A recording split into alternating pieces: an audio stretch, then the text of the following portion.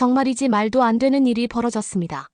일본에 잃어버린 50년에서 사느니 차라리 일본을 떠나겠다.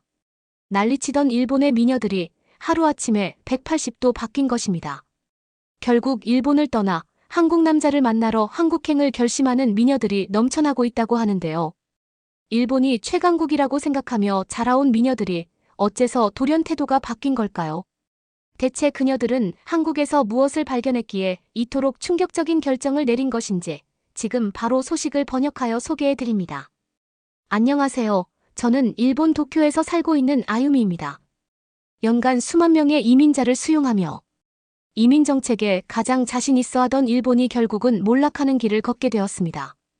이대로라면 수십 년 뒤 일본은 잃어버린 50년이란 예측도 있는 가운데 일본 본토인들의 탈출 행렬이 이어지고 있습니다. 그리고 그 대안으로 한국이 떠오르고 있다는데요. 지금 일본은 심각합니다. 자세한 이야기는 천천히 풀어드리겠지만 결론적으로 우리 가족은 한국으로 도망치듯 이주하는 걸 진지하게 고려하고 있고 그리고 알면 알수록 한국에서의 생활이 진짜 기대가 되는 수준까지 이르렀네요. 그래서 도망치듯 해외 이주를 생각했지만 지금은 기대감에 가득 차 있다고 할까요? 사실 우리는 그동안 일본이 지구상에서 가장 살기 좋은 나라라고 생각하면서 살았죠. 미국이라는 거대한 경제 동맹 안에 묶여있는 일본이 미국의 경제력은 그대로 누리지만 미국이 겪고 있는 인종 문제 수많은 갈등에서는 벗어나 있다고 생각했거든요. 일본 정도면 세계 1위 수준에 살고 싶은 나라라는 생각으로 수십 년을 살아왔어요. 그러나 요즘 일본은 예전과는 전혀 다른 모습이 되어가고 있어요. 그동안 평온하고 안정적인 다문화 국가라고 믿어왔던 이곳이 이제는 급격한 변화를 맞이하며 혼란에 휩싸이고 있는 거죠. 특히 태국인과 중국인 이민자들이 급격하게 몰려오면서 일본 사회의 균형이 흔들리고 있어요. 사실 일본은 오래전부터 이민을 적극적으로 받아들이던 나라였어요. 경제 성장과 노동력 확보를 위해 매년 수십만 명의 이민자를 받아들였고 이 정책이 크게 문제가 된 적은 없었죠. 그러나 최근 몇 년 사이 상황이 심각해졌어요. 한 해 8만 명 이상의 이민자들이 몰려들면서 기존 일본인들이 체감하는 변화의 속도가 과거와는 비교할 수 없을 정도로 빨라진 거예요. 특히 태국인들과 중국인들의 대규모 유입이 사회에 미치는 영향이 너무 크다는 점이 문제로 떠오르고 있어요. 단순한 문화적 다양성을 넘어 도시 구조 자체가 바뀌고 기존의 일본식 생활 방식이 빠르게 밀려나고 있다는 불안감이 커지고 있죠. 지역에 따라서는 몇 년 전까지만 해도 일본 고유의 정서가 남아있었던 곳들이 이제는 완전히 다른 나라처럼 변해버렸어요. 도시의 풍경부터 바뀌기 시작했어요. 도쿄 같은 주요 대도시는 더 이상 전통적인 일본의 모습이 아니에요. 거리의 간판들은 일본어보다 중국어와 태국어가 더 많이 보이고 상점의 분위기도 일본 문화보다는 태국이나 중국의 문화에 더 가까운 모습으로 바뀌고 있어요. 그리고 이 문제는 단순한 문화적 변화에서 끝나지 않아요. 집값 폭등, 임금 정책 과밀화 문제, 그리고 기존 일본인들과 신입 이민자들 간의 갈등이 점점 심각해지고 있어요. 일본 정부는 이런 문제를 해결하기 위해 골머리를 앓고 있지만 이미 통제하기 어려울 정도로 상황이 악화되었다는 게 실질적인 현실이에요. 이제 일본은 예전처럼 여유롭고 살기 좋은 나라가 아니라 급격한 인구 변화와 경제적 부담 속에서 새로운 정체성을 찾고 있는 나라가 되어가고 있다는 걸 실감하고 있어요. 이 수많은 사람들이 갑자기 몰려들면서 그들이 모두 각자 거주할 집을 찾아 나서다 보니 집값이 폭등하고 월세가 치솟으며 생활비 전반이 급격하게 올라가는 현상이 벌어졌어요. 2년 전만 해도 상대적으로 안정적이었던 일본의 주거 비용이 이제는 감당하기 어려울 정도로 급등한 거죠. 원래도 집값이 높은 도쿄 같은 대도시에서는 이제 중산층조차도 집을 사는 것은 고사하고 제대로 된 월세 아파트를 구하는 것도 어려운 상황이 됐어요. 한때 여유롭고 살기 좋은 나라라고 불렸던 일본이 이제는 부동산 문제로 인해 생활이 피폐해지는 나라가 되어가고 있다는 걸 피부로 실감하고 있어요. 문제는 주거 비용만이 아니었어요. 학생들이 하기 좋은 아르바이트 자리조차 이민자들이 대거 유입되면서 그 자리마저 차지해버리면서 기존 일본인들이 설 자리를 점점 잃어가고 있다는 점이 더 심각했어요. 보통 학생들이 쉽게 할 수 있는 서비스직 패스트푸드 판매직 카페, 종업원 식당 서빙 같은 단순한 일들은 이제 거의 태국인들이 장악한 상태예요. 패스트푸드점에 가도 커피숍에 가도 카운터에서 주문을 받는 사람들은 대부분 태국계 이민자들이고 주방에서도 그들이 일하는 모습을 쉽게 볼 수 있어요. 반면 중국인들은 농장, 공장, 청소 용역 등과 같은 3D 업종으로 빠르게 흡수되면서 기존의 저임금으로 일하던 노동자들의 자리를 대체해 나가고 있어요. 한때 일본에서 비교적 쉽게 일할 수 있었던 공장 일자리나 청소업조차도 이제는 경쟁이 치열해졌고 특히 중국 이민자들이 무리지어 특정 업종을 장악하면서 새로운 이민자들조차도 쉽게 일자리를 얻기 어려운 환경이 조성되고 있어요. 이런 변화 속에서 가장 큰 타격을 입는 건 결국 기존 일본인들이나 일본에서 태어난 젊은 세대들이에요. 학비를 벌기 위해 아르바이트를 하려 해도 더 낮은 임금에도 기꺼이 일하려는 이민자들 때문에 기회 자체가 사라져버렸어요. 이제는 단순한 경제적 변화가 아니라 기존 사회 구조 자체가 바뀌고 있는 느낌이에요. 내가 알던 일본은 이제 더 이상 존재하지 않는 듯했고 상황은 더 심각해질 것이라는 불안감이 커지고 있어요. 지금 일본의 청소년들은 단순히 돈을 벌기 위해서가 아니라 사회생활을 배우고 문화와 사회 분위기를 직접 경험하는 중요한 시기를 보내야 하는데 이런 기회를 전혀 가지지 못하고 있다는 점이 더욱 심각한 문제라고 생각해요. 원래라면 패스트푸드점이나 카페 식당 같은 곳에서 아르바이트를 하면서 책으로만 배웠던 경제 개념을 직접 체험하고 고객을 상대하는 법을 배우며 독립심과 책임감을 키우는 과정을 겪어야 하는데 그런 기회가 몽땅 사라져버린 거예요. 그러니까 성장할 기회조차 없어졌고 어린 시절 이런 일을 하면서 작은 좌절을 겪으며 점점 강인한 사람이 되어가는 과정이 있어야 하는데 그게 생략되어 버리니 젊은 사람들이 오히려 무기력하고 나약한 사람이 되어버린다는 거죠. 단순히 경제적인 문제를 넘어서 일본의 젊은 세대가 점점 더 사회와 단절되는 상황이 되고 있는 거예요. 원래라면 고객을 상대하고 상사와 협력하며 팀워크를 배우는 과정을 통해서 어른이 되어가는 건데 지금은 그런 과정이 다 사라졌죠. 단순히 돈을 벌 수 없다는 게 아니라 사회 속에서 자신의 역할을 익히고 실제 일본 사회가 어떻게 굴러가는지를 경험할 수 있는 기회 자체를 박탈당하고 있다는 점이 더 큰 문제라는 거예요. 결국 청소년들은 아무런 경험 없이 성인이 되어서 사회에 나가야 하는 상황에 놓이게 되는 거예요. 어릴 때부터 자연스럽게 사회 경험을 쌓았던 이전 세대와는 달리 이들은 갑자기 현실 속으로 내던져지게 되는 거죠. 자식을 키우는 입장으로서 이건 정말 심각하다고 생각하고 있고요. 게다가 치안 문제도 심각한 수준으로 악화되고 있어요. 한때 일본은 치안이 좋은 나라로 손꼽혔지만 이제 그런 말은 완전히 옛말이 되어버렸어요. 예전에는 대도시에서도 늦은 밤 혼자 거리를 걸어도 큰 걱정을 할 필요가 없었고 밤이 되면 오히려 조용하고 평온한 분위기가 형성되던 곳이었죠. 하지만 지금은 전혀 다른 모습이에요. 특히 이민자들이 도시 곳곳 특히 밤거리를 장악하면서 치안 불안이 심각한 문제로 떠오르고 있어요. 이제는 조금만 방심해도 자칫 끔찍한 일을 당할 수도 있다는 공포가 현실이 되어버렸어요. 실제로 강도, 절도, 폭행 같은 범죄가 기하급수적으로 증가했고 그 피해를 입는 사람들도 계속 늘어나고 있어요. 뉴스를 통해 그런 소식을 접할 때마다 예전 같았으면 충격적인 사건으로 떠들썩했을 텐데 이제는 그냥 또 그런 일이 있었구나 하는 반응이 나올 정도로 일상이 되어버렸다는 게 가장 큰 문제예요. 과거에는 한 번이라도 범죄 사건이 발생하면 큰 사회적 반향이 있었고 정부와 경찰도 강력하게 대응했어요. 하지만 지금은 너무 많은 사건이 연이어 터지면서 사람들도 점점 무감각해지고 있는 분위기예요.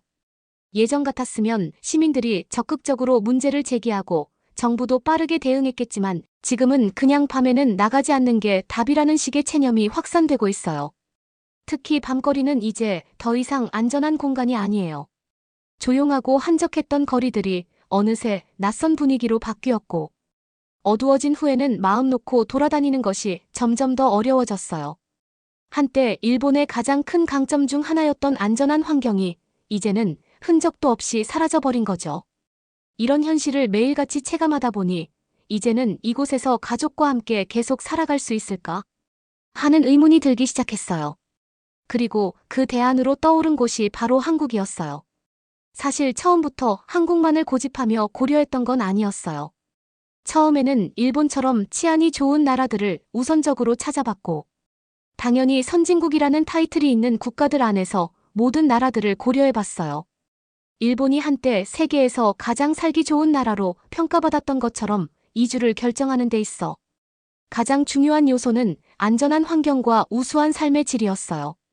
솔직히 유럽은 그다지 상황이 좋지 않다고 생각했어요. 처음에는 유럽 국가들도 고려해봤지만 점점 더 영 좋지 않다는 생각이 들었어요. 치안 문제도 심각하고 세금 문제도 너무 부담스러웠어요. 유럽에서는 기본적인 생활을 영위하는 데조차 상당한 세금 부담이 따르는데 우리 가족이 유럽으로 이주한다면 그동안 모아놓은 자산을 생각보다 빠르게 잃어버릴 수도 있겠다는 불안감이 들었어요. 프랑스, 독일 같은 전통적인 선진국들도 점점 사회 불안이 커지고 있었고 이민자 문제와 경제 침체까지 겹쳐서 지금 유럽으로 가는 게 과연 좋은 선택일까? 하는 의문이 점점 커졌어요. 또한 도시국가인 싱가포르와 홍콩도 고려 대상에서 제외했어요. 두 나라 모두 경제적으로는 매우 발전했고 치안도 뛰어난 편이지만 기후가 너무 극단적이고 작은 면적 안에서 갇혀 사는 느낌을 받으며 살아야 한다는 점이 걸렸어요. 싱가포르는 연중 내내 무더운 날씨에 습기가 많아서 가족들이 적응하기 어려울 것 같았고 홍콩은 이미 너무 포화된 도시 환경과 높은 생활비로 인해 정착하는 게 쉽지 않을 거라는 결론으로 도시국가는 제외했습니다. 그래서 자연스럽게 한국과 터키를 고려하게 되었고 두 나라를 비교하게 되었어요. 두 나라 모두 세계적으로 손꼽히는 치안 수준을 자랑하고 있고 사회적으로도 안정된 국가들이었어요. 터키는 전통적으로 안전한 나라로 알려져 있었지만 요즘은 경제적으로 정체되어 있다는 점이 가장 큰 걸림돌이었어요. 반면 한국은 경제적인 잠재력과 성장 가능성이 터키보다 훨씬 앞서 있다는 점이 크게 작용했어요. 한국의 경제는 여전히 빠르게 성장하고 있고 첨단 기술 혁신 산업 글로벌 경쟁력 측면에서 미래가 더욱 밝다고 판단했어요. 결국 우리 가족은 여러 가지 요소를 비교해 본 결과 당연히 그리고 자연스럽게 한국을 선택할 수밖에 없었다는 거예요. 단순히 치안이 좋다는 것뿐만 아니라 미래를 생각했을 때도 한국이 더 많은 기회를 제공할 수 있는 나라라는 확신이 들었거든요. 안정적인 사회 환경과 더불어 앞으로도 계속 발전할 가능성이 있는 곳. 그것이 우리가 한국을 최종 선택하게 된 결정적인 이유였어요. 그리고 한국을 알고 공부하고 자료들을 찾아볼수록 생각했던 것보다 훨씬 매력적인 나라라는 걸 깨닫게 되었어요. 단순히 치안이 좋고 경제가 성장하는 나라라는 것만이 아니라 삶의 질과 미래를 위한 선택지로서도 한국이 훨씬 우수하다는 점이 확실해졌어요. 특히 자녀 교육을 고려했을 때 한국이 가진 강점이 두드러졌어요. 한국에는 터키보다 우수한 국제학교들이 많이 갖춰져 있었고 글로벌 교육 환경도 매우 발달해 있었어요. 단순히 외국인을 위한 학교만이 아니라 한국의 교육 자체가 수준이 높고 경쟁력이 강하다는 점도 긍정적으로 다가왔어요. 물론 한국의 교육이 치열하다는 점도 알고 있었지만 그것이 곧 우수한 인재를 길러내는 원동력이 된다는 점을 생각하면 우리 아이들에게 더 나은 미래를 준비해 줄 수 있는 환경이 아닐까 하는 희망이 생겼어요. 물론 우려 또한 있어요. 엄청나게 높은 수준의 생존 경쟁을 한국의 학생들이 하고 있다는 걸 알고 있기는 한데요. 한국으로 가서 아이가 직접 치열한 경쟁을 경험하고 좌절도 맛보고 그 좌절을 딛고 성장하는 과정을 겪게 하는 것이 더 좋은 선택이라고 생각하기로 했습니다. 한국은 분명 경쟁이 치열한 사회이지만 그 치열함이 곧 사람을 단련시키고 성장할 수 있는 환경을 만들어준다는 점에서 긍정적으로 바라보고 있어요. 단순히 보호받으며 자라는 것보다 스스로 부딪히고 깨지면서 성장하는 것이 더 중요한 시기가 분명히 존재하니까요. 부모로서 저는 그런 과정에서 아이가 힘들어할 때 적절하게 지도해주고 좌절을 극복하는 법을 가르쳐줄 생각이에요. 힘든 순간이 오겠지만 그것을 어떻게 받아들이고 성장할지에 대한 방향을 제시해주는 것이 부모의 역할이라고 생각하기 때문이죠. 일본에서는 경험하지 못했던 현실적인 경쟁과 생존의 의미를 배우면서 더 강하고 독립적인 사람이 되는 계기가 될 거라고 확신해요.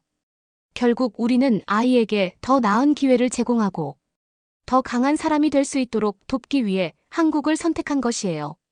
단순한 이민이 아니라 새로운 기회와 더 나은 환경을 찾아가는 선택이었어요. 그리고 도시 환경을 비교해 봤을 때도 한국은 터키와는 완전히 다른 방향으로 발전해왔다는 걸 알게 되었어요.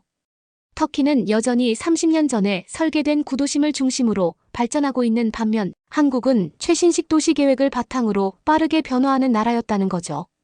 새로운 기술과 트렌드에 맞춰 스마트 도시를 구축해 나가고 있었고 교통 인프라 편의시설 등 모든 면에서 훨씬 체계적으로 설계된 모습이었어요.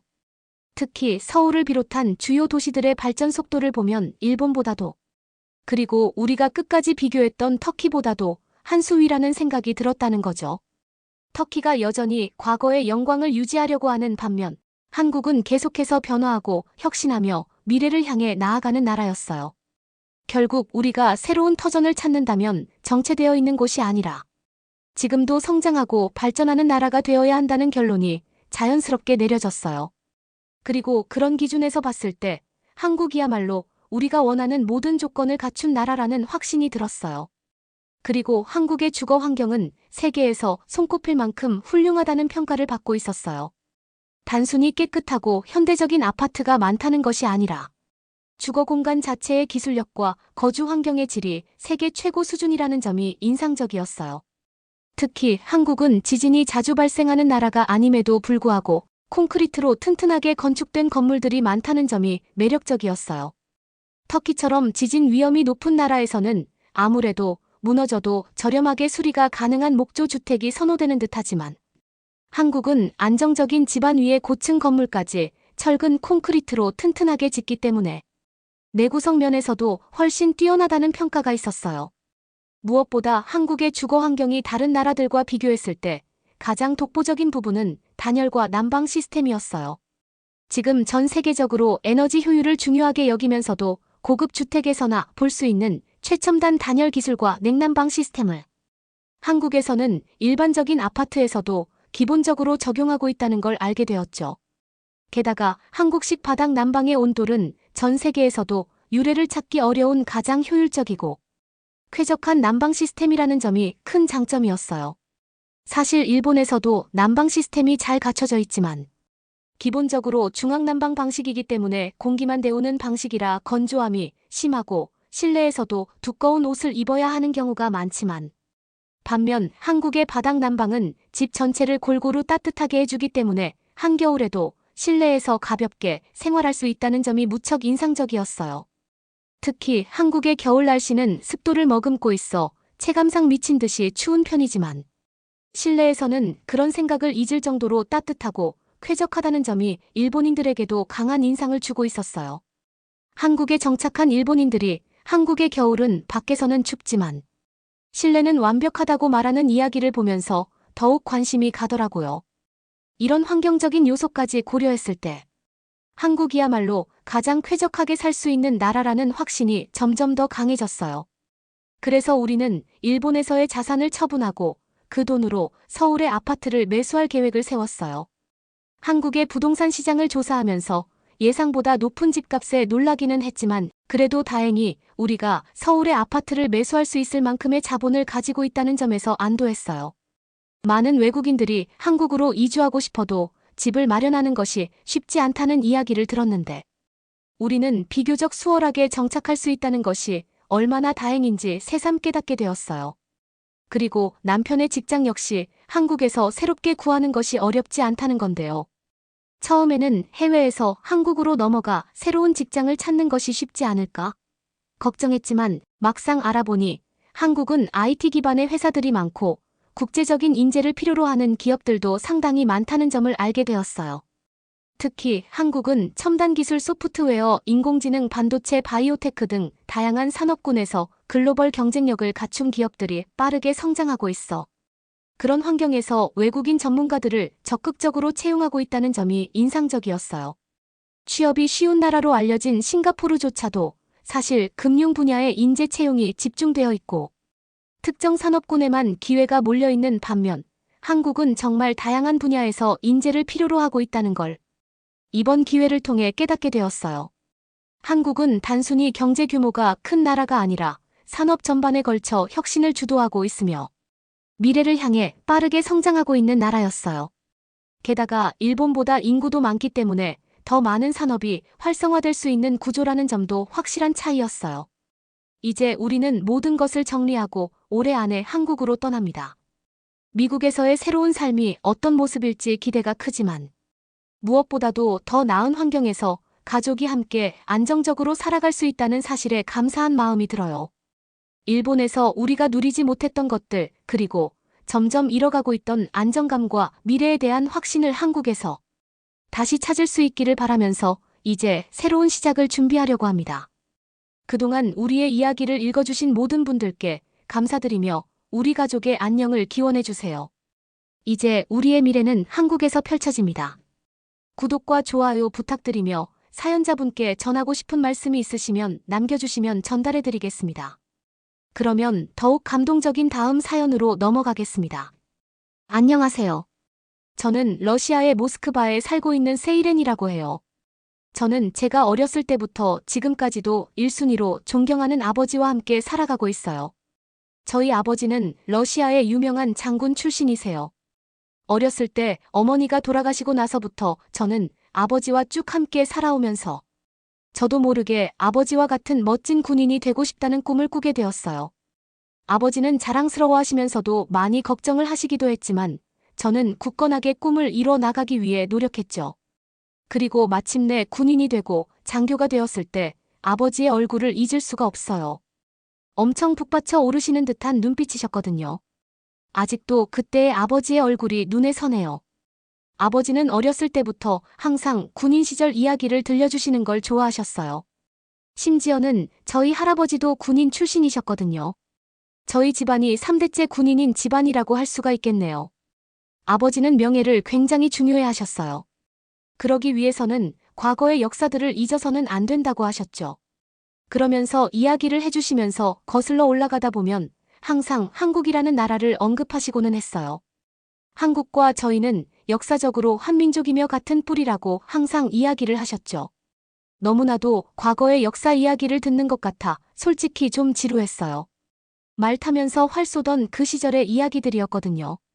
항상 아버지는 한국의 고구려와 돌궐의 동맹 관계는 중요한 일로서 비문에 적혀 있었단다. 돌궐의 비문에서는 고구려와의 형제 동맹에 대해 고구려를 백클리라고 불렀다고 해. 우리가 형제라는 증거지. 가끔은 너무 재미없는 이런 이야기를 자주 하시니까 짜증이 날 때도 좀 있었어요. 하지만 아버지는 저 이야기를 하실 때 항상 반짝이는 눈으로 이야기하셨어요. 그래서 최대한 듣는 척을 하곤 했죠. 그리고 한 귀로 흘려도 이제는 너무 많이 들어서 그냥 외웠을 정도예요. 하지만 지금의 아버지는 많이 달라지셨어요. 오늘 제가 아버지 방에 들어섰을 때 커튼 사이로 부드럽게 스며드는 햇살이 아버지의 연로하신 얼굴을 따스하게 비추고 있었죠. 아버지는 저를 보시곤 지그시 미소를 지어주셨어요. 지난 몇 년간 아버지의 건강이 많이 안 좋아졌다는 것을 알고 있었지만 다행히 아버지의 정신은 여전히 예전처럼 강인하셨어요. 우리 딸 아버지가 속삭이듯 말씀하셨어요. 이리 와서 아빠 곁에 앉아주겠니? 저는 아버지 침대 곁으로 다가가 아버지가 편안하게 기댈 수 있도록 등 뒤에 베개를 조심스럽게 정리하며 옆에 앉았어요. 러시아 군인으로서 저는 수많은 어려움과 역경에 맞서왔지만 한때 강력한 장군이셨던 아버지가 예전의 모습을 잃어가며 힘겨워하는 모습을 보는 건 저에게 그 어떤 상황이나 역경보다도 힘든 일이었어요. 무슨 일이세요? 아버지, 제가 아버지의 손을 잡으며 여쭤봤어요. 필요한 거 있으세요? 아버지는 힘없이 미소 지으셨어요. 따라 몰랐겠지만 아빠가 항상 살아생전 꼭 해보고 싶었던 게 있었단다. 저는 아버지의 목소리에서 느껴지는 진지함에 저는 궁금증을 느끼며 아버지께 더 다가갔어요. 뭐예요? 아버지, 제가 다 들어드릴게요. 한국에 가보고 싶구나. 아버지가 그리움에 젖은 목소리로 말씀하셨어요. 더 늦기 전에 우리와의 형제 동맹을 맺은 땅, 우리의 뿌리를 가진 땅을 한번 가보고 싶어 아버지의 말씀을 듣고 제 목이 메어왔어요.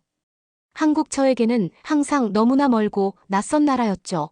아버지의 이야기를 많이 들어 단어는 익숙하지만 실제로 검색하거나 찾아본 적도 없는 나라이기는 해요. 그래서 직접 방문한다는 것은 바로 결정하기에 쉽지는 않은 결정이었죠. 저는 아버지의 말을 듣고 고민했어요. 정말 한국을 가야 하나, 정말로 가도 되는 걸까? 여러 생각들이 머릿속에 떠올랐죠. 걱정인 부분들이 좀 있었어요. 아무래도 아버지는 건강이 좋지 않으시다 보니 한국에서 잘 돌아다닐 수 있을까 하는 생각이 들었죠. 지금 사는 곳은 오랫동안 살아온 곳이기에 조금은 편하지만 그곳은 저희 나라와는 완전히 다를 것 같고 처음 가다 보니 불편할 가능성이 크잖아요.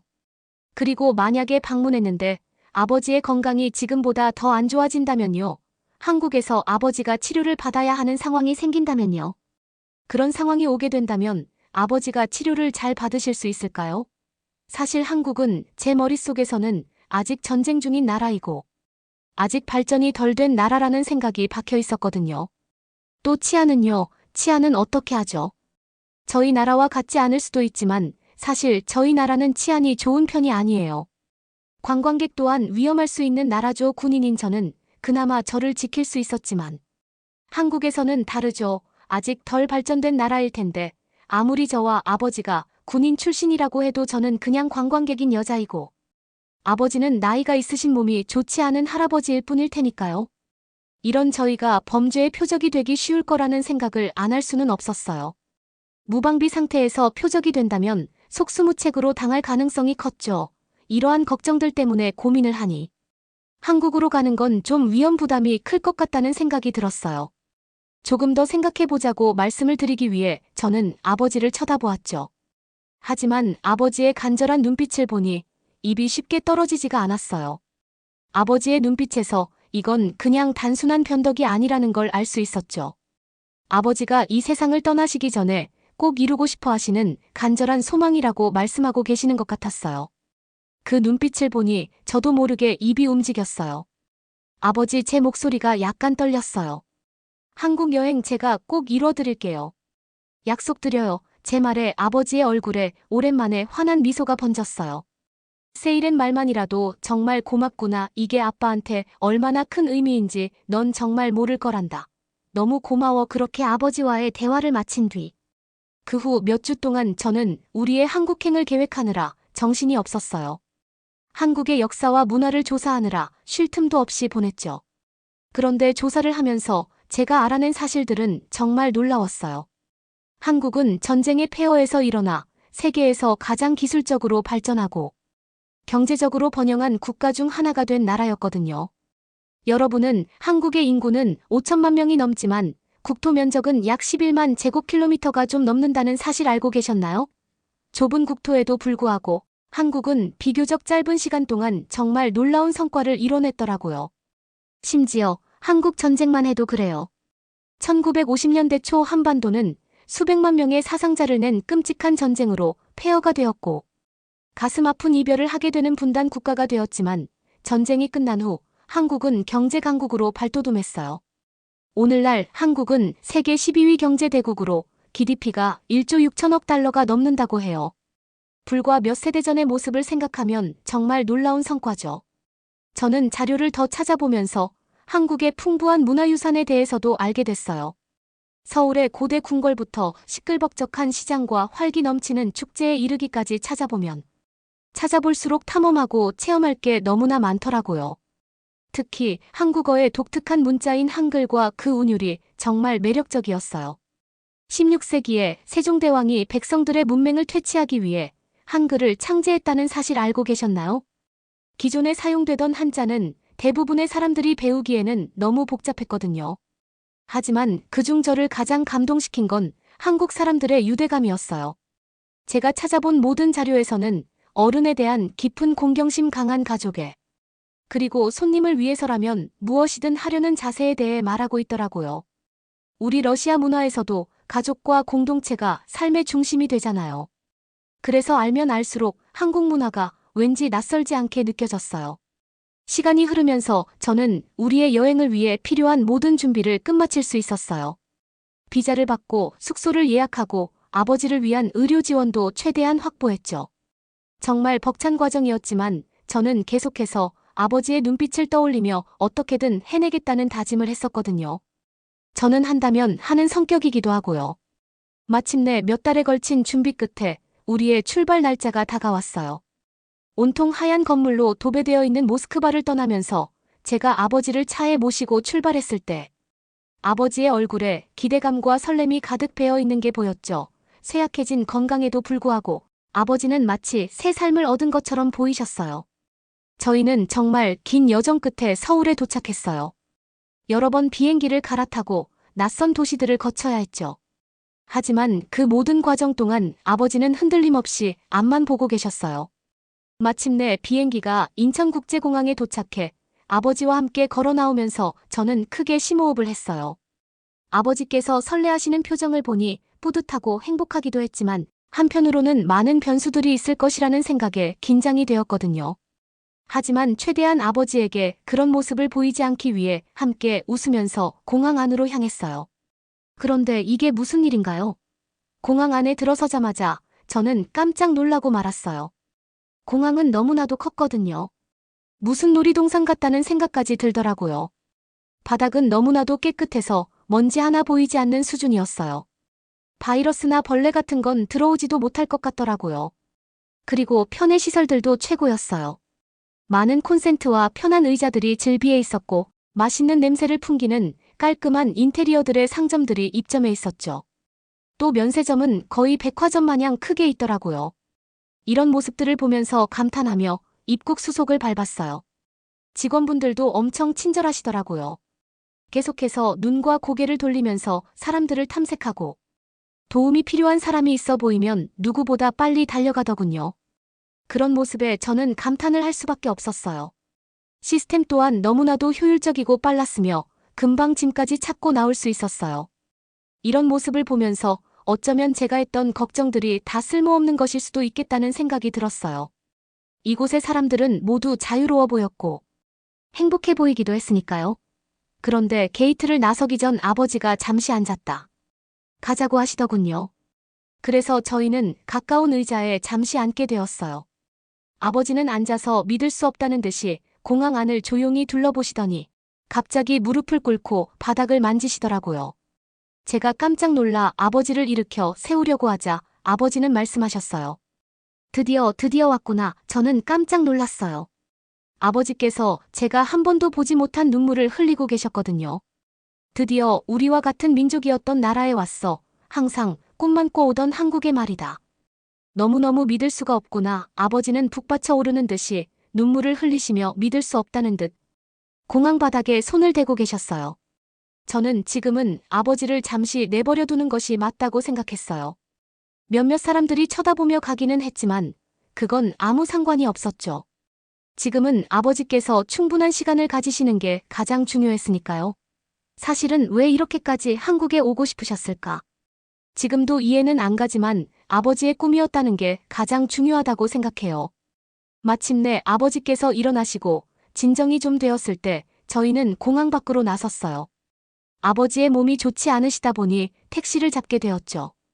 택시를 잡고 짐을 싣고 저희는 예약한 숙소로 향했어요.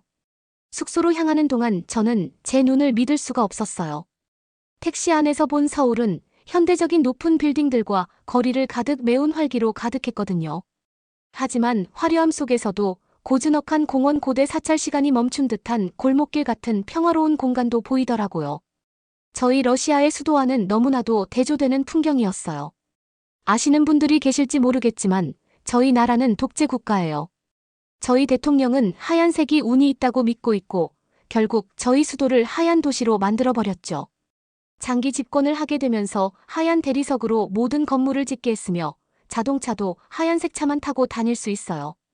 하지만 이곳 서울은 달랐어요. 건물 색도 다 달라보는 눈도 즐거웠으며 차의 색도 다 달랐죠. 자신의 개성을 살린 차들도 몇몇 보이더라고요. 이런 풍경은 신기해서 저는 눈을 동그랗게 뜨고 창문 밖을 계속해서 구경했어요. 옆을 보니 아버지도 저와 똑같이 밖을 보고 계시더라고요. 우리가 호텔로 향하는 동안 저는 경이로움과 경외감에 사로잡혔어요. 저희가 아버지가 오랫동안 그리워하신 나라의 땅을 진짜로 밟고 있다는 게 믿기지 않기도 했고 제 예상과는 너무 다른 서울의 모습에 매우 놀라기도 했고요. 그 후 며칠 동안 저와 아버지는 한국의 볼거리와 소리맛에 푹 빠져들었어요. 웅장한 경복궁을 방문해 화려한 건축 양식과 깊은 역사를 감상하고 명동 거리를 활보하며 길거리 음식을 맛보고 장난을 치며 가벼운 쇼핑을 즐기기도 했죠. 가장 인상 깊었던 건 사람들과 교감했던 순간들이에요. 현지인들의 따뜻한 미소, 상인들의 친절한 도움, 그리고 우리의 이야기에 보여준 진심. 어린 관심까지 우리를 가로막는 거리와 문화적 차이에도 불구하고 우리에게 얼마나 많은 공통점이 있는지 깨달았죠. 그중 한 가지 특별한 만남이 있었는데 아마 저는 그 순간을 평생 잊지 못할 거예요. 그 만남은 우리가 작은 식당에서 메뉴를 이해하지 못하고 있을 때 일어났어요.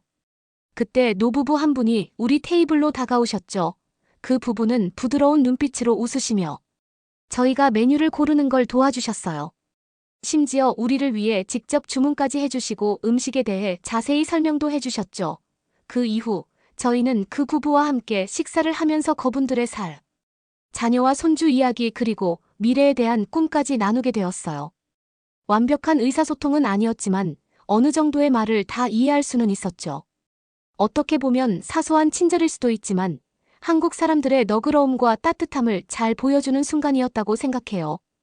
한국에 머무는 내내 저는 아버지의 눈빛에서 새로운 경험을 즐기시는 모습을 볼 수 있었어요. 서울의 현대적인 풍경에 감탄하시면서도 고대 사찰과 조용한 정원에서 잠시 사색에 잠기기도 하셨죠. 평생을 나라에 헌신하신 분에게 이 여행은 정말 특별한 선물이자 오랫동안 알고 싶어 하셨던 자신에 대해 더 알아가는 기회였던 것 같아요. 그리고 또 한 번 놀라운 풍경을 목격한 적이 있었어요. 저희는 청와대를 관람을 하게 되었어요. 지금은 거처를 옮겼지만 그래도 멀지 않은 과거에는 대통령이 지내던 곳이었죠. 저는 혹시 몰라 핸드폰과 사진기는 모두 가방에 넣고 들어갔어요.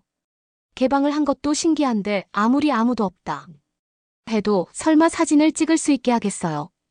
그런데 이게 무슨 일일까요? 들어가니 모든 관광객들이 너나 할 것 없이 사진을 찍기 위해서 포즈를 취하고 있지 않겠어요.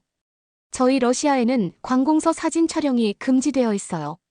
심지어는 그렇지 않은 곳에서도 가끔 제지를 당할 때가 있는데 아무리 지금 대통령실이 아니더라도 과거 대통령이 머물던 곳을 완벽하게 개방하고 사진과 영상 촬영까지 한다니요. 아버지와 저는 눈이 땡그레진 채로 사람들을 쳐다보았어요. 아버지, 저희도 여기서 사진 한 장 찍어요. 제가 용기를 내어 미소를 지으며 말했죠. 정말 찍어도 될까? 아버지께서 걱정하시면서 말씀하셨어요. 그럼요, 다들 찍고 있잖아요. 예쁘게 한 장 찍어요. 제가 아버지를 1층에 마련되어 있는 포토존으로 안내하며 말했어요.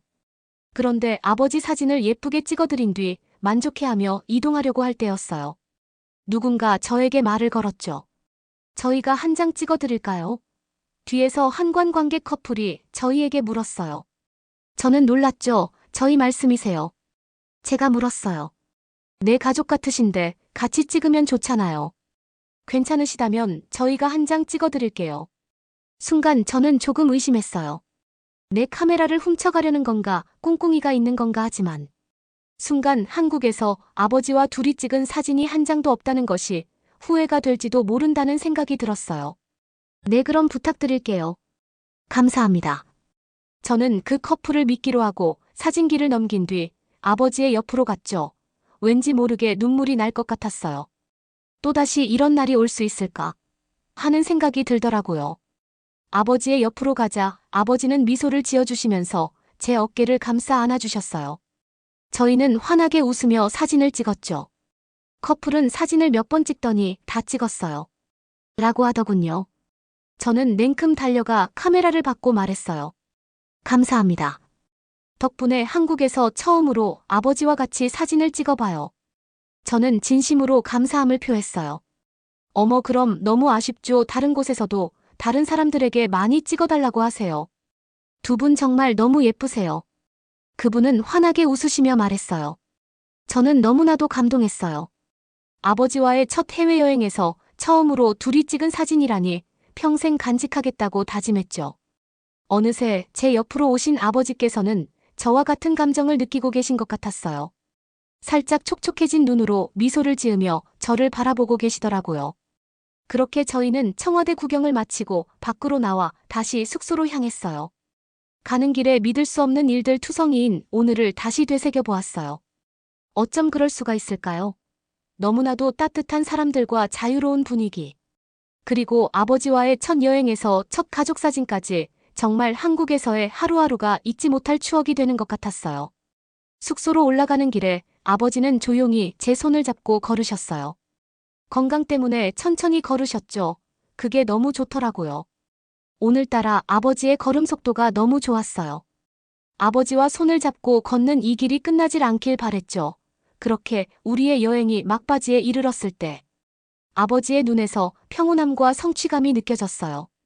아버지가 하고 싶으셨던 일, 우리 조상의 땅을 보고 그들이 숨 쉬었던 공기를 마시는 걸 해내셨으니까요.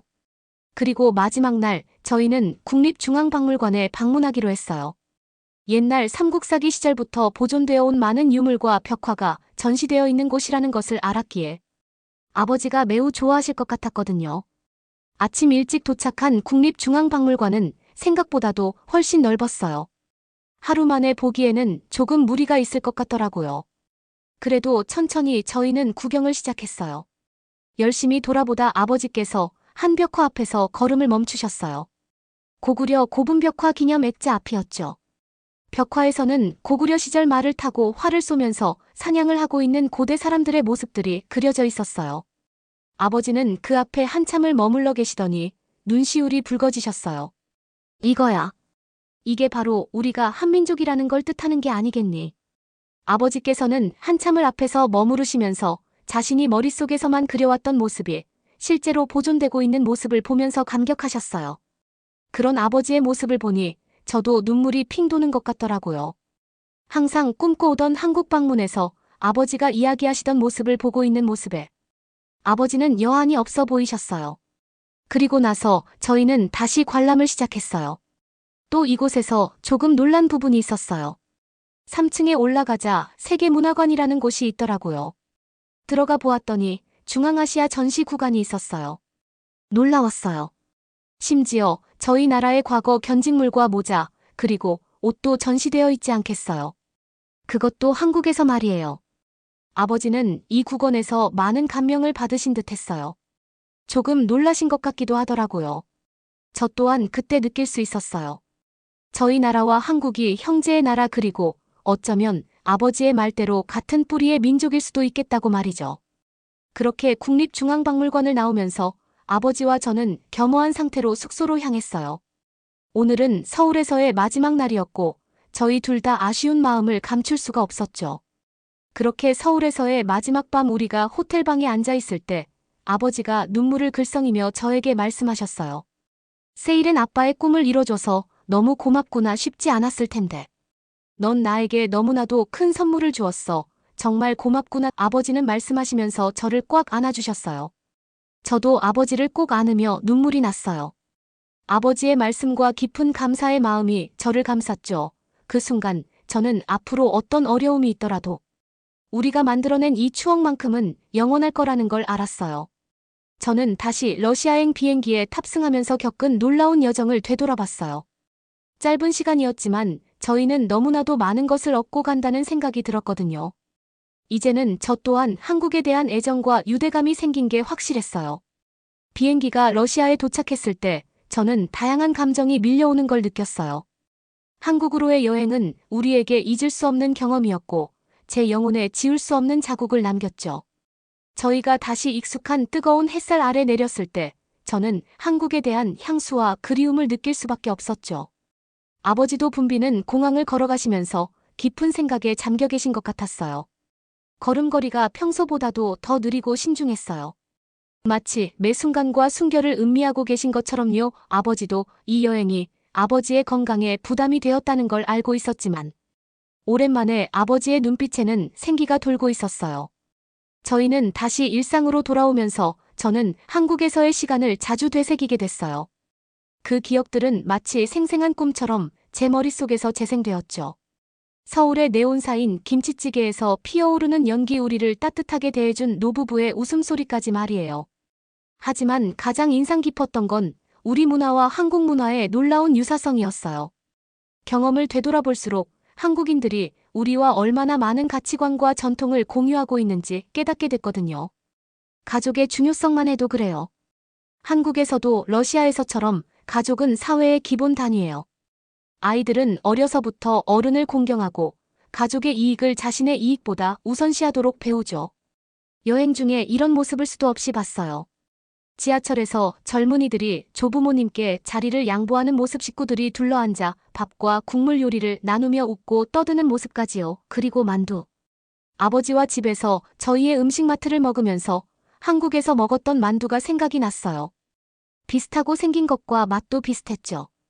저도 모르게 먹으면서 피식 웃음이 났어요. 이렇게나 닮을 수가 있는 건가요? 진짜 형제 같다는 생각이 들 정도네요. 이외에도 정말 많은 것이 우리 러시아의 전통과 너무나 닮아 있었어요. 명절이나 축제 때 가족이 한데 모이고 작은 친절과 관용으로 어른들께 사랑과 존경을 표하는 모습 말이에요. 제가 특히 기억에 남는 일화가 하나 있어요. 아버지와 저는 관광을 마치고 호텔로 돌아가는 길을 헤매고 있었던 적이 있어요. 당황하고 곤란해하는 게 티가 났나 봐요. 그때 한 청년이 다가와서 도움이 필요한지 물어봐 주더라고요. 우리 사정을 설명하자 길을 가르쳐주는 것에 그치지 않고 직접 호텔까지 데려다 주겠다고 하시는 거예요. 가는 내내 서툰 영어로 우리와 대화도 나누면서 저희를 안심시켜 주었죠. 작은 친절이었지만 한국인들의 배려심과 관용에 대해 많은 걸 말해주는 행동이었어요. 제 고향 러시아에서도 비슷한 친절일 수도 없이 봐왔던 터라 세상 감동이었죠. 하지만 아마도 우리 문화와 한국 문화의 가장 놀라운 공통점은 음식에 대한 사랑일 거예요. 러시아에서 음식은 단순한 양식 그 이상이에요. 사람들을 한데 모으고 사랑과 정을 표현하는 매개체죠. 한국에서도 이런 음식에 대한 열정을 느낄 수 있었어요. 사람들이 새로운 길거리 음식을 맛보기 위해 몇 시간씩 줄을 서는 모습, 함께 음식을 나누며 정을 쌓는 모습에서요. 서울에서 먹었던 한 끼가 특히 기억에 남아요. 아버지와 저 그리고 현지인 몇 분이 함께 부대찌개라는 음식을 먹었거든요. 뜨끈한 냄비를 둘러싸고 앉아 매운 국물에 숟가락을 담그며 한 입 한 입 음미하는데 말로는 형용할 수 없는 따뜻함과 연대감이 느껴졌어요. 러시아에서도 잘 아는 감정이에요. 함께 식사를 하면 사람과 사람 사이의 벽이 허물어지고 우정의 끈이 단단해지죠. 일상을 다시 살아가면서 저는 이런 유사성에 대해 더 깊이 생각하게 됐어요. 제 문화를 새로운 시선으로 보게 됐고 우리가 얼마나 먼 곳의 사람들과도 깊이 연결되어 있는지 깨닫게 되었죠. 아버지에게도 이 여행은 일종의 각성이었어요. 건강이 좋지 않으셨지만 삶의 아름다움과 풍요로움을 새롭게 깨닫는 계기가 되었죠. 아버지는 자주 멍하니 앉아 서울에서의 추억을 되새기곤 하셨어요. 저는 아버지가 남은 삶 동안 우리의 여행 기억을 간직하실 거라는 걸 알았어요. 위안과 기쁨의 원천으로 말이죠. 그리고 저 또한 우리가 함께 나눈 경이로운 경험과 부서지지 않는 유대를 평생 간직할 거라는 걸요. 제가 건강이 더 악화되신 아버지의 침대 곁에 앉아 손을 잡고 있을 때 이번 아버지와의 여행을 한국으로 갔다 왔음에 너무 큰 감사함을 느낄 수 있었어요. 한국으로의 여정은 그저 여행 이상의 의미가 있었죠. 우리가 얼마나 멀리 떨어져 있든 모두를 이어주는 사랑과 가족, 유대의 힘을 증명해준 경험이었으니까요. 저는 제 아버지를 빚어낸 땅 러시아의 풍경을 바라보며 감사함을 느꼈어요. 한국에서의 추억이 우리에게 언제나 빛이 되어줄 거라는 걸 알았고 앞으로 어떤 도전이 기다리고 있든 그 교훈을 잊지 않으리라 다짐했죠. 가족의 사랑, 배려의 힘, 인간 정신의 저력, 이 단순하면서도 위대한 진리들이 우리를 한데 모아줄 거예요. 두려움과 오해로 가득한 세상 한가운데서도 말이죠. 그래서 저는 매일 세상에 나아갈 때마다 한국에서 배운 정신을 가슴에 품기로 했어요. 사랑과 연민, 놀라운 인간성의 빛은 우리 앞길을 밝혀줄 등불이 될 테니까요. 세월이 흘러 몇 주가 몇 달이 되었고 저는 아버지의 건강이 나빠지는 모습을 지켜봐야 했어요. 서서히 점진적으로 아버지 안에 빛이 사그라지는 듯했죠. 하지만 아버지의 몸은 약해져 가셨지만 정신만큼은 한국 여행의 추억에 힘입어 굳건하셨어요. 아버지는 자주 멍하니 앉아 계셨지만 입가에는 옅은 미소 어려 있었죠. 서울의 풍경과 소리를 떠올리시며 우리가 만난 사람들과 맛본 음식, 기쁨과 경의로 가득했던 순간들을 회상하고 계셨어요. 아버지의 이야기를 들으며 저도 기억의 힘에 감탄할 수밖에 없었어요. 한 경험이 어떻게 한 사람의 삶을 형성하고 영혼에 지울 수 없는 흔적을 남기는지 깨달았죠. 그리고 마침내 아버지와의 작별의 순간이 왔을 때 아버지를 러시아의 땅에 묻어들이면서 저는 아버지의 정신이 영원히 살아 숨쉴 것임을 알았어요. 제 안에서, 그리고 아버지를 사랑한 모든 이들의 가슴 속에서 말이죠. 아버지의 무덤 앞에 서서 사랑하는 이들에 둘러싸여 저는 평화로움과 깨달음을 느꼈어요. 우리가 한국에 다녀온 것은 그저 여행이 아니었어요. 우리의 한국 여행은 사랑의 힘과 가족의 힘, 그리고 우리 모두를 이어주는 유대의 힘을 증명하는 여정이었으며, 저와 아버지에게 큰 행복의 기억을 남겨준 곳이기도 했죠. 그리고 아버지와 이별을 하고 시간이 꽤 흐른 지금 저는 일상에 적응하기 위해 계속해서 노력하고 있어요. 저는 매일 아침 아버지와 지금도 인사를 하고 출근해요. 저희 집 문 앞에 크게 걸린 한국 청와대에서 찍은 아버지와 저희 행복한 사진에 인사를 하죠. 다녀오겠습니다. 아버지 사랑해요. 그 사진만 보면 가슴이 뭉클해지는 게 느껴져요. 그리움과 행복한 추억, 까지의 환한 미소와 한국에서 모든 순간이 생생하게 떠오르는 것만 같죠. 성인이 되고 나서 저런 행복한 가족 사진이 있다는 것은 홀로 남은 저를 조금은 덜 외롭게 만들어주고는 해요. 아버지가 가끔은 함께 있다는 느낌도 들죠. 그리고 아버지의 마지막 제일 환한 웃음을 담았다는 것에 감사함을 느껴요. 한국 여행을 가지 않았다면 힘들었을 거예요. 아버지는 정말로 그곳에서 행복해 하셨으니까요. 그리고 사진을 자세히 보면 아버지는 저를 쳐다보고 계세요. 저는 아버지는 저를 쳐다보며 웃고 있죠. 언젠가 저도 아버지 곁으로 가게 된다면 저렇게 다시 쳐다보며 환하게 웃고 싶어요. 그리고 그 전에 저도 한국을 한 번 더 방문해 아버지와 함께 방문했던 곳들을 다시 가고 싶어요. 저에게는 너무나도 큰 의미가 있던 곳이니까요. 사실 홀로 남은 지금 가끔은 벅차고 두려울 때도 있겠지만 우리 곁에는 서로가 있다고 믿어요. 뒤돌아보면 언제나 아버지가, 한국이, 그리고 사랑하는 사람들이 저를 응원하고 있을 테니까요. 그러니 오늘도 저는 웃으며 아버지께 인사를 드리고 힘차게 출근합니다. 내일의 꿈을 향해, 우리가 그려갈 밝은 미래를 향해 힘차게 발걸음을 내디디며 말이에요. 아버지 사랑합니다. 그리고 한국 진심으로 언제나 고마워요. 꼭 다시 방문하겠습니다. 그러면 더욱 재미있는 다음 사연으로 넘어가겠습니다. 지하철 도착 안내음과 출발음이 동시에 겹쳐질 정도로 바쁜 시간대에 인파로 북적북적한 광화문역 내부의 미국인 여성들이 현금이 수북하게 들어있는 지갑 앞에서 주변을 살핍니다. 한 여성이 지갑 쪽으로 슬쩍 손을 가져가는 찰나, 그거 덫이야. 당장 손대한 여성이 무언가 눈치챈 듯 소리 질렀지만 이미 늦어버린 것 같습니다. 계단 위쪽에서는 이미 한국인 남성이 그녀들을 향해 엄청난 속도로 달려오고 있습니다. 방금 지갑에 손을 대려던 여성은 아니라며 손을 휘저었다고 합니다. 한국에 처음 와서 졸지에 철창에 갇히는 신세로 전락하게 될 그녀는 도대체 왜 자신 것도 아닌 지갑에 함부로 손을 대는 무모한 행동을 한 것일까요? 이 남자는 정말 그녀에게 덫을 놓은 걸까요? 안녕하세요. 저는 미국 뉴욕의 중심부에 본사가 있는 세계적인 광고회사 소속 벨라라고 합니다. 지금 직장으로 옮긴 지는 얼마 안 됐고, 그전에는 디지털업시티의 유럽지사에서 오래 근무를 했다가 얼마 전에 이직을 하게 되었습니다. 이 자리에 오기까지 상당히 많은 희생들이 동반돼야 했습니다. 친구와의 관계, 가족과의 시간들, 사랑하던 연인과의 결혼할 타이밍 등 많은 것들을 놓치면서도 그토록 갖고 싶어 했던 건 저에게 있어서 제 커리어였던 거죠. 그렇게 악착같이 버텨 저는 드디어 그토록 바라던 회사의 책임자 직책으로 이직을 할 수 있게 된 거였습니다. 더 바랄 게 없던 날이라 할 수 있었습니다. 지금 WPP라는 회사는 광고계에서는 모르는 사람이 없을 정도로 넘버원이라 부를 수 있는 회사예요. 애플, 코카콜라, 펩시, 맥도날드 등은 물론 나이키의 전설적인 광고 저스트 두 잇이라는 신드롬의 시초를 만들어낸 회사이기도 합니다. 그 시작을 만든 회사라고 하니 좀 와닿으시나요? 나이키 하면 떠오르는 카피를 만들어낸 회사인 거죠. 저는 늘 세계적인 글로벌 브랜드를 마케팅하는 제 모습을 상상하곤 했습니다.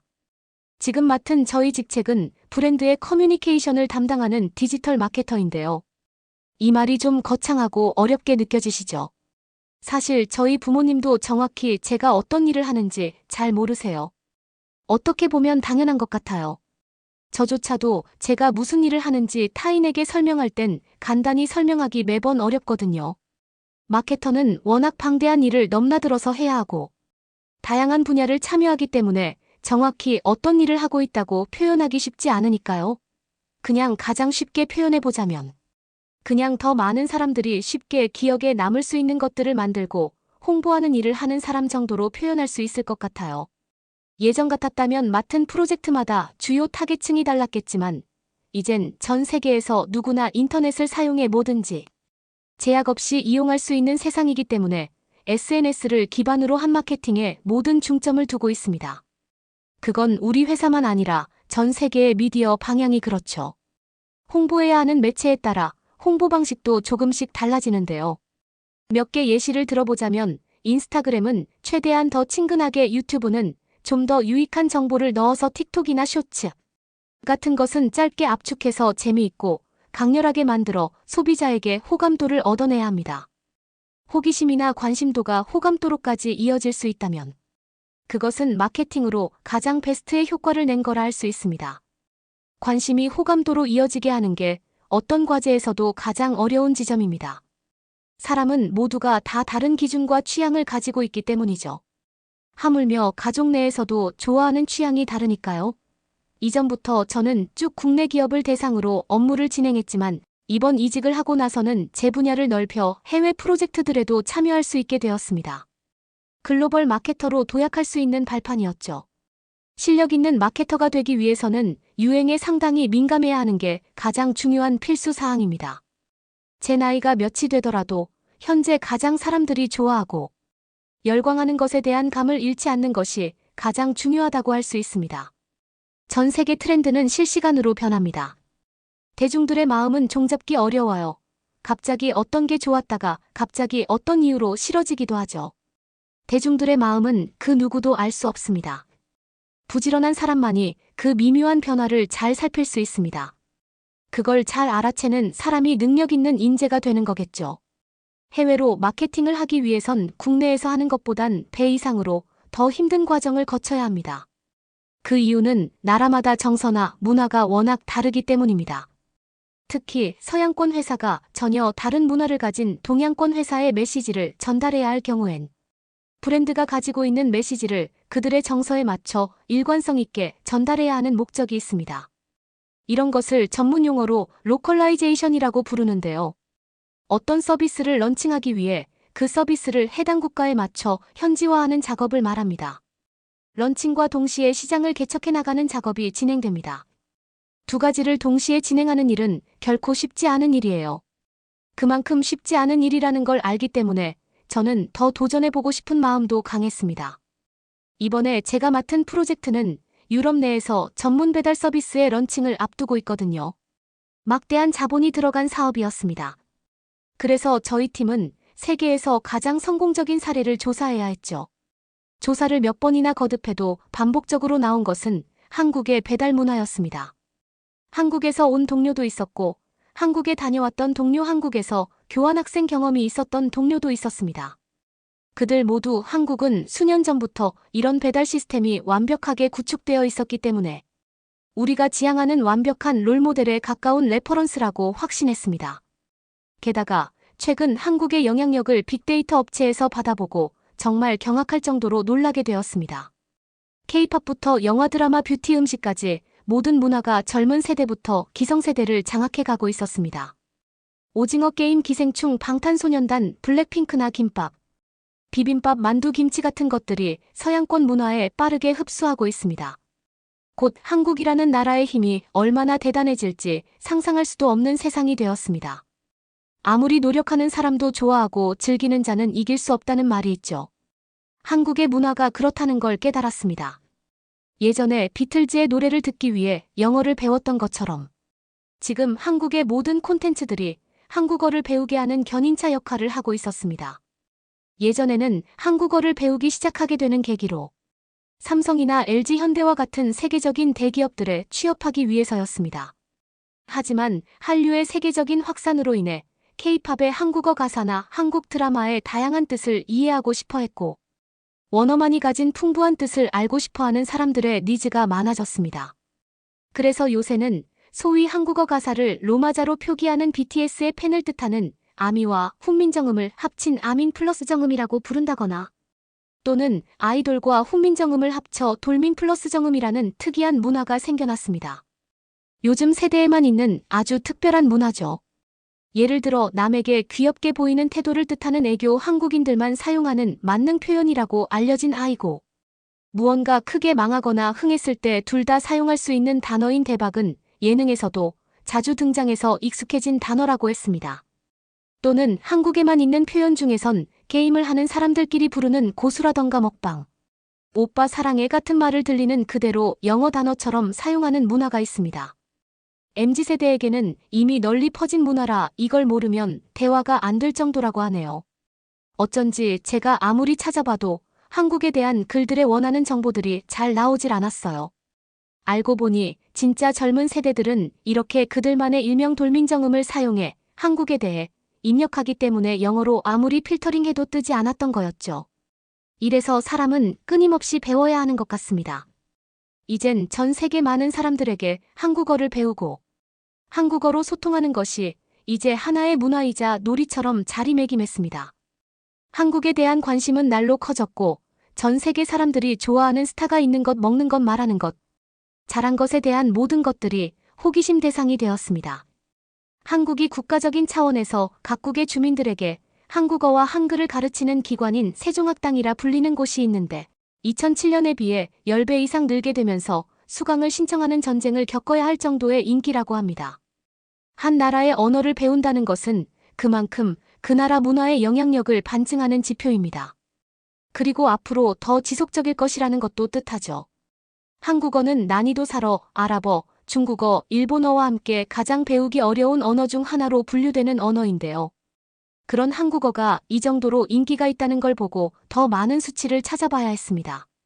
저희가 확인한 전 세계에서 가장 많이 이용되고 있는 인터넷 교육 앱인 듀오링고에 따르면 한국어가 2023년에는 세계 7번째로 인기 외국어였는데 올해는 다른 22개 언어의 수강생이 급락하고 한국어는 36%에 가까운 수강생이 증가하는 저력을 보였습니다.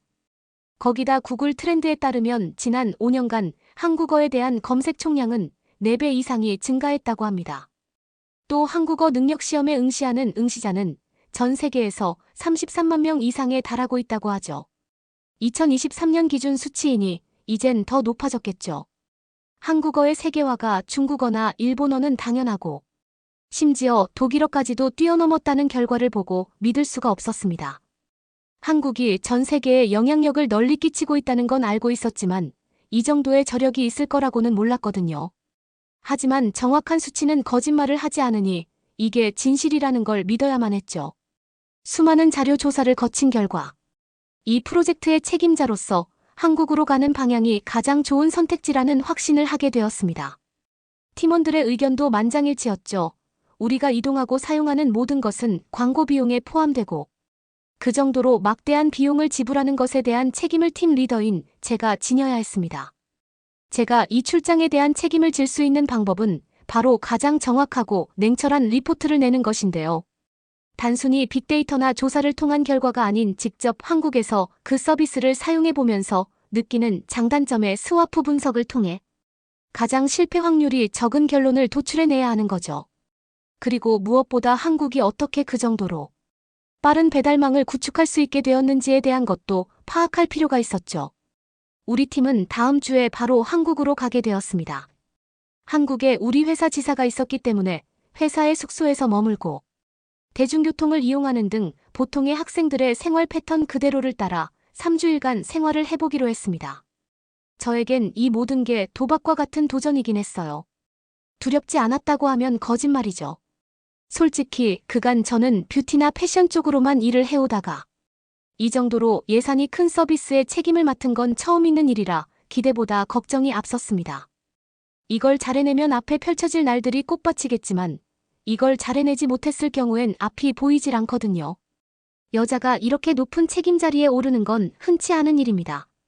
외국계 기업이기 때문에 수평적인 구조나 남녀 평등하긴 하지만 대부분 가정을 찾아 밤낮이 정해지지 않은 이 일을 떠나면서 제 선배나 동기들은 떠나고 오직 저 혼자 남았죠. 사람들은 앞에선 능력 있다고 저를 칭찬했지만 뒤에선 모두 저를 독한 여자라고 흉보는 것도 몇 번이나 들었어요. 어려운 게 늘 많았지만 누구에게도 물어볼 만한 친구도 동기도 없었고 마음 터놓고 어떤 걸 이야기할 수도 없었습니다.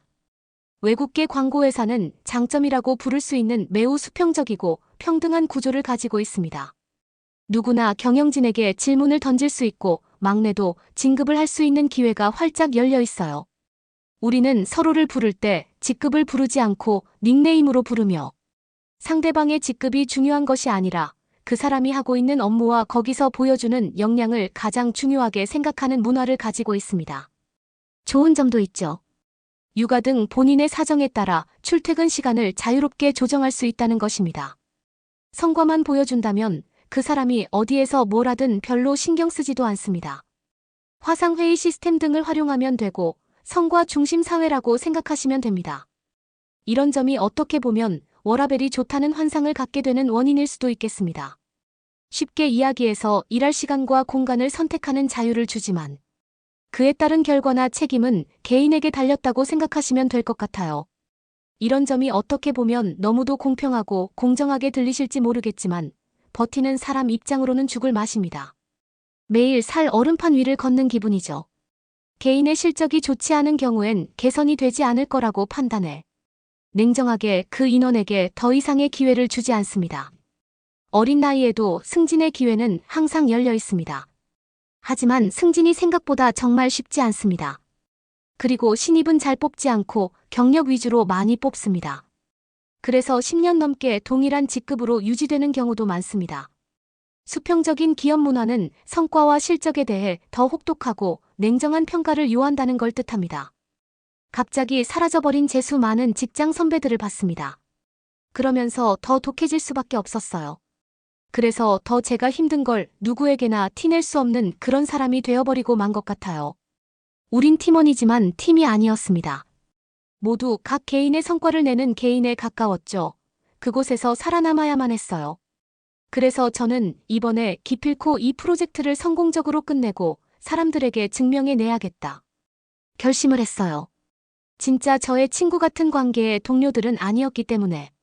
비록 저의 팀원일지라도 그들과 있는 시간들은 저에게 부담스럽고 불편하게 느껴졌습니다. 한국으로 가는 길은 오랜만에 장거리 비행을 해서 그런지 쉽지가 않았어요. 어릴 때는 이렇게 먼 비행도 자신 있고 신나기만 했는데 아무래도 가벼운 마음의 여행이 아니어서 더 그랬던 것 같습니다. 회사에서 비즈니스 좌석을 끊어준다고 했지만 팀원들은 일반 좌석을 타는데 저 혼자만 타긴 왠지 미안한 마음이 들어 이코노미석을 타기로 한 게 큰 실수였나 봅니다. 그들은 20대 초반이었고 저는 30대이기 때문에 그 체력의 차이가 몸소 느껴졌으니까요. 결국 시간이 흘러 드디어 한국으로 도착을 하게 되었습니다.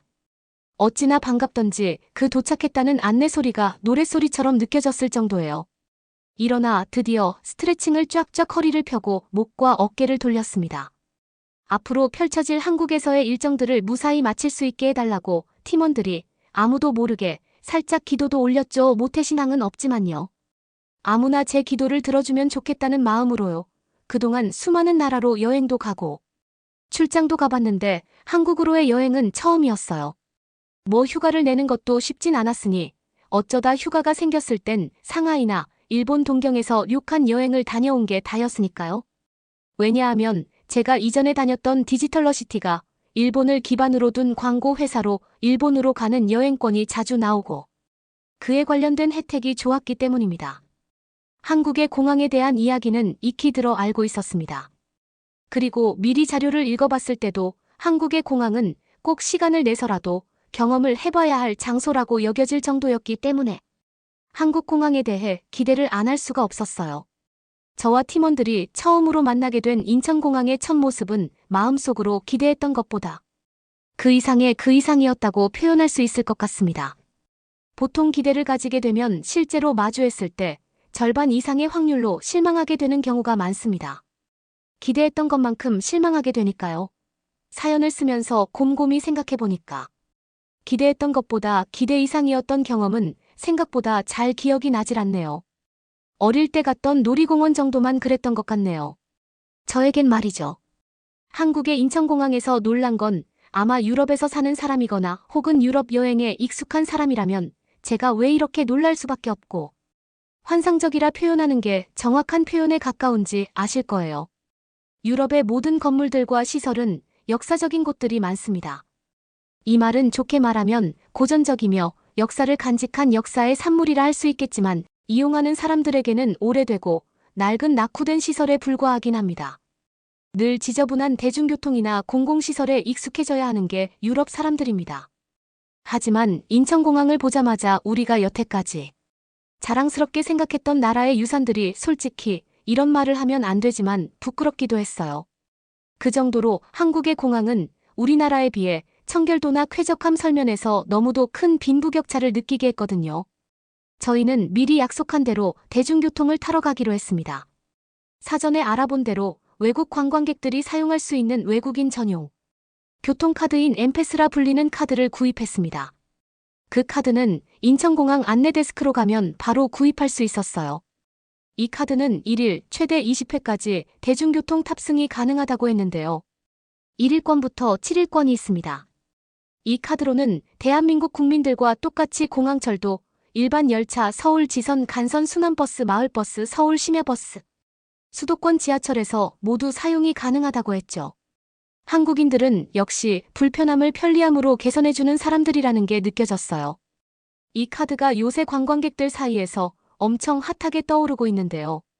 그 이후로는 보통 교통카드를 구매하면 환불이 불가하지만 이 카드는 카드 반납할 때 환불이 되기 때문에 정말 좋습니다. 게다가 필요한 금액만큼 충전을 계속해서 편의점이나 택시까지 사용할 수 있다는 점도 있었죠. 게다가 일반 외국인들이 일회용권을 사용할 땐 버스에서 지하철로, 지하철에서 버스를 이동할 때 환승이라는 혜택을 받을 수 없었는데 그 문제점에서 착안해서 고안하고 해결해낸 겁니다. 우리는 우리의 짐을 미리 알아봤던 짐 보관과 배달을 해주는 서비스를 신청해서 우리 숙소에 원하는 시간에 맞게 도착할 수 있게 했습니다. 유럽이었다면 상상할 수도 없는 시스템이었을 거예요. 아마 이건 사업적 측면으로 봐도 절대로 성공할 수 없는 아이템이라고 생각합니다.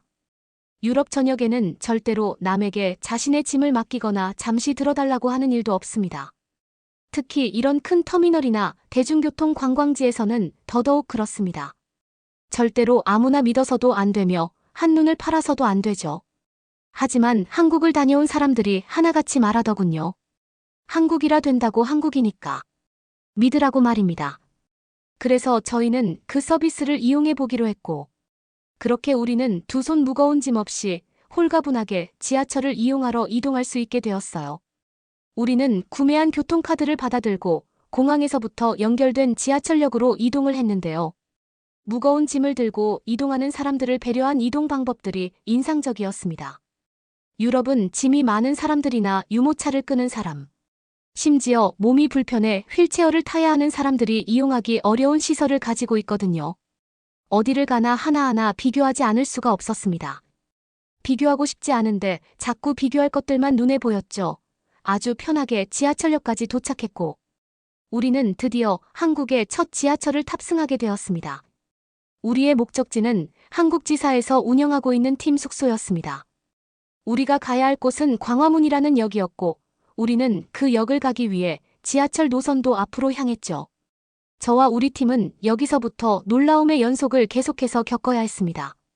나라의 대중교통은 그 나라 사람들의 모든 문화를 대변하는 아주 중요한 수단입니다. 그러다 보니 우리는 반드시 한국의 대중교통만큼은 반드시 이용하기로 가이드를 세웠는데요. 그러길 잘했다는 생각이 들었어요. 우리가 향한 지하철 노선도 앞에서 수많은 노선의 수가 정말 놀라웠습니다. 무수한 호선으로 이루어진 한국은 웬만한 곳을 모두 교통으로 연결하고 있다는 걸 바로 시사한다는 걸 알 수 있었습니다. 길에 익숙하지 않은 우리가 보기에도 직관적이고 보기 편리한 노선이었습니다. 우리는 지하철 내부로 들어가면서 우리가 가야 할 노선을 달달 외웠습니다. 그 이유는 당연히 지하철에 내려오면 휴대폰이 안 터지는 게 당연하기 때문인데요. 이게 무슨 일인지 한국에서는 지하철이라는 게 믿겨지지 않을 정도로 빠르고 원활하게 이용할 수 있었습니다. 사람들은 실시간으로 유튜브나 아트를 통한 동영상을 보고 있었어요.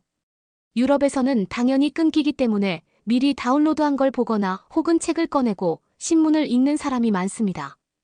그래서 유럽의 대중교통에서는 휴대폰보다 책이나 신문을 읽는 사람들을 자주 보실 수 있는 게 이것 때문입니다. 잘 터지지 않는 통신에 그 이유가 있습니다. 유럽 사람들이 책을 더 좋아 영화에서도 사회에 더 관심이 많아서도 결코 아닙니다. 만약 한국처럼 잘 터진다면 아마 유럽의 많은 서점들이나 신문 가판대는 문을 닫아야 할지 몰라요. 내부로 들어가 처음 본 한국의 대중교통들은 내부가 넓고 쾌적하다는 것에서 첫 번째로 놀라게 되었고 엄청나게 안전한 환경에 두 번째로 놀랐습니다. 어디에서도 악취나 굽굽한 냄새가 나지도 노숙자나 위험한 사람으로 보이는 인물도 없었죠. 심지어 작은 벌레나 쥐도 없었습니다. 저희가 가장 부러웠던 것은 사람들을 떨어지지 않도록 막아주는 스크린. 도어의 설치가 어디든 되어 있다는 점이었어요. 파리도 이런 비슷한 게 있지만 오직 2개의 노선에만 있고 이제 막 프랑스에서도 설치하려고 한다고 들었거든요. 국민들을 진정으로 위한다면 이런 것이 복지가 아닐까 하는 생각이 드는 부분이었습니다. 그리고 또 한국에 대해 신기한 점이 있었습니다. 신기한 점이라고 하기엔 좀 부끄러운 말일지 모르겠지만 한국과 유럽과 가장 달랐던 점은 한국 사람들은 모두가 정직하게 교통카드를 찍고 대중교통을 이용한다는 점이었습니다. 유럽은 그 앞에서 카드로 찍는 척만 하거나 몇 사람만 그런 규칙들을 지켜서 유럽 내에서도 큰 문제가 되곤 하거든요. 아마 그런 사회적 문제가 자꾸 발생하게 되는 이유로는 부담스러운 대중교통 가격이 큰 원인을 차지하고 있는 것 같습니다. 한국의 대중교통은 가격 면에서도 훌륭했습니다. 유럽과 비교해보면 많게는 2배 정도 차이가 나며 거리별로 환승을 해주는 제도는 그 어디에도 없습니다. 이런 우리들에게 외국인 전용 교통카드는 센세이션 그 자체이자 획기적이고 충격적인 문화 경험이었죠. 유럽이 얼마나 아직도 고전적이냐. 면 유럽 곳곳에서는 불과 얼마 전까지만 해도 종이로 이루어진 형태의 티켓을 사용했습니다. 한국과 같은 교통카드 체계로 모든 것이 변화된 건 정말 얼마 안 된 일입니다. 아마 한국 사람들이 들으면 깜짝 놀랄 것 같군요. 제가 신기해서 알아보니 한국에 이런 팀원이 시스템이 생긴 지는 10년도 더 된 이야기라고 하더군요. 어떻게 그렇게 기발하고 신박하고 유용한 시각과 생각을 가질 수 있는 것인지 한국인들의 뇌 구조가 궁금해지기까지 했습니다. 그러고 무엇보다 한국인들은 정직했습니다. 남의 것이나 실력으로 올라가는 것이 아니라 스스로에게 떳떳하고 싶은 본인 자신에게 가장 당당해하고 싶은 신기한 사람들처럼 느껴졌어요. 그들의 양심 수준에 경악했던 사건이 발생하였었는데요. 목적 지역에 도착해서 우리는 출구를 향해 가고 있었습니다. 계단을 올라가려고 할 때 누군가 계단 위에 지갑을 올리고 그냥 가는 모습을 목격하게 되었습니다. 저희는 그런 광경을 종종 봐왔던 기억이 있기 때문에 뒤에서 그 사람의 행동을 보곤 곧 그 사람이 당연히 소매치기가 돈을 다 털어가고 지갑만 그 자리에 둔 줄 알았습니다. 하지만 가까이 가보니 그 지갑은 밖에서 봐도 현금이 두둑하게 들어있었습니다. 저는 순간 밖으로 헉 소리가 나와버렸죠. 저는 그대로 두는 건 아닌 것 같아 손을 뻗어 주인을 찾아주려 했습니다. 지갑에 손이 닿는 동시에 저에게 팀원은 소리치며 말했어요. 벨라 그거 덮친 것 같아. 당장 손 떼. 요즘 신종수법이잖아. 몰라 라며 저를 막아섰습니다. 다른 팀원들도 그녀의 말이 옳다며 옹호했고 저는 여기까지 와서 안 좋은 범죄에 연루될 수는 없다는 마음에 알겠다고 하며 가던 길을 그냥 가려고 했습니다. 여기서 가장 웃겼던 건 우리 말고 한국인 중에선 아무도 그 지갑에 관심조차 없었습니다. 자신의 물건이 아니면 전혀 가져가려고 신경을 쓰지 않았죠. 정말 다른 문화에 충격적이면서도 동시에 적응하기도 쉽지 않았어요. 이제 저희는 갈 길을 그대로 가야 했습니다. 저는 그 지갑을 원래 있던 모양대로 두려도 살짝 돌려만 두고 가려는데 어떤 한 한국인 남성이 큰 소리를 지르며 우리에게 마구 뛰어오기 시작했습니다. 계단 위에서 내려오는 그의 우당탕탕 발걸음 소리에 덜컥 겁이 났습니다. 제가 결국 오해를 받은 것 같았거든요. 아까 말을 들을 걸 한국에 와서 졸지에 철창에 갇히게 생겼네. 상당히 무서웠습니다. 남자는 상기되고 아주 딱딱한 표정이었어요. 성큼성큼 다가온 그 남성은 그 지갑을 낚아채더니 저희를 번갈아 보기 시작했습니다. 저는 본능적으로 저는 아니라고 손을 저어야 했죠. 그런데 그는 갑자기 고개와 허리까지 숙여 저희에게 감사하다고 인사를 하더군요. 저희는 한국어를 못한다고 번역 앱을 통해 전했고, 그는 그럼 영어는 어떠냐며 유창한 영어로 저희에게 말을 걸었죠. 그는 우리가 그 지갑을 주어서 그 자리에 올려준 사람이라고 생각하고 있었습니다. 저는 앞에 가던 사람이 그랬던 것 같다며 역시도 그 사람을 소매치기로 의심했지만 사실 인사를 받아야 할 것은 그 사람이었던 것 같다며 이야기를 했죠. 알고 보니 그 안에 들었던 것은 그가 음악을 하는데 필요한 장비를 사느라 모았던 돈을 전부 현금으로 찾아 지금 중고로 거래를 하러 가는 중에 늦어서 뛰어가다 지갑을 잃어버린 거라고 했습니다. 어쩌면 이 남자의 꿈이 이 지갑 안에 몽땅 담겨 있었던 건데 한국 사람들은 단순히 지갑 하나를 주워준 것이 아니라 이 남자의 앞으로 인생까지 지켜준 것 같은 인상을 받았습니다. 저에게 그 경험은 어떤 순간보다 강렬하게 다가왔습니다. 그렇게 큰 일련의 사건을 겪은 강렬한 첫날을 시작으로 한국에서의 여정이 시작되었습니다. 한국의 우리 회사 직원들의 도움을 받으며 배달앱에 대한 여러 가지 경험을 쌓을 수 있었죠. 한국에서의 생활은 편리하다는 말로 모자랄 정도로 편리했습니다. 배달은 24시간 뭐든 원하는 걸 받을 수도 심지어 보낼 수도 있었습니다. 한국만의 다양한 퀵서비스, 지하철 서비스, 터미널 배송, 기차 배송 서비스가 존재했거든요. 특히 단 몇 시간 만에 도착하는 새벽 도착 시스템은 중독되어 버린 것만 같았죠.